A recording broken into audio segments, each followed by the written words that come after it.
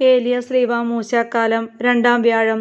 വിശുദ്ധ ലൂക്ക എഴുതിയ സുവിശേഷം 21-ാം അധ്യായം 29 മുതൽ 38 വരെയുള്ള വാക്യങ്ങളുടെ വിശകലനം. ലോകാവസാന ചിന്തകൾ. ലൂക്ക 21:7 മുതൽ 38 വരെ ലോകാവസാന ചിന്തകളാണ് പങ്കുവയ്ക്കപ്പെട്ടിരിക്കുന്നത്. ശാന്തസുന്ദരമായി പോകുന്ന ലോകത്തിൽ പെട്ടെന്നുണ്ടാകുന്ന സമാനതകളില്ലാത്ത അസ്വസ്ഥതകളാണ് ലോകാവസാനത്തിൽ ഉണ്ടാകുക എന്ന് നാം ഇവിടെ വായിക്കുന്നു. എന്നാൽ ഏതു പ്രതിസന്ധിയിലും ഒരു വലിയ സാധ്യത ഒളിഞ്ഞുകിടക്കുന്നുണ്ട് എന്നതാണ് ലോകസത്യം. ഇതിന് നല്ലൊരു ഉപമയും യേശു ഇന്ന് പറയുന്നുണ്ട്.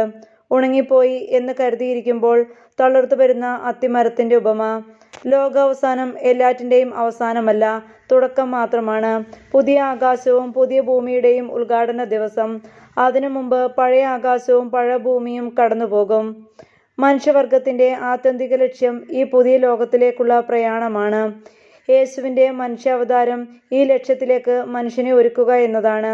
ലോകാവസാനത്തെ വലിയ നോവിന്റെയും വേദനയുടെയും കാലഘട്ടമായി ചിത്രീകരിക്കപ്പെടുന്നതിനേക്കാൾ അത് പുതുജീവിതത്തിലേക്കുള്ള പ്രത്യാശയുടെ സുവിശേഷമാണെന്ന അവബോധത്തിലേക്ക് നമുക്ക് വളരാം. അത് സൃഷ്ടിക്കപ്പെടാൻ പോകുന്ന വേറൊരു ലോകമല്ല, അത് ഇവിടെ തന്നെ ആരംഭിക്കുന്നു. അനുദപിച്ച് യേശുവിൽ വിശ്വസിക്കുന്നവരിൽ ദൈവരാജ്യം സമീപിച്ചിരിക്കുന്നു. അത് ഭക്ഷണവും പാനീയവുമല്ല, നീതിയും സമാധാനവും പരിശുദ്ധാത്മാവിലുള്ള സന്തോഷവുമാണ്. ഈ തിരിച്ചറിവ് ലഭിച്ചവൻ ഈ ലോകത്തിലായിരിക്കുമ്പോൾ തന്നെ ഒരു പുതിയ സൃഷ്ടിയായി മാറുന്നു.